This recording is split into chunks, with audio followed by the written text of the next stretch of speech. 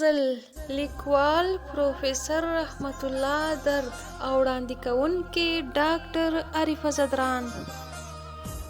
سرچینه ده د تنویر زما په ذات کې، سرچینه ده د تنویر زما په ذات کې، خدای دې مړ نه کړي ضمیر زما په ذات کې. هره شپه رانه د ورځې حساب غواړي، هره شپه رانه د ورځې حساب غواړي، یو انکر د بل منکر زما په ذات کې. لا مې کړې اراده د ګناه نه وي، لا مې کړې اراده د ګناه نه وي، چې لګیا شي څوک په ویر زما په ذات کې. نه انا په دام کې گیر کړم نه نفس، نه انا په دام کې گیر کړم نه نفس، زما زړه دی زما پیر زما په ذات کې.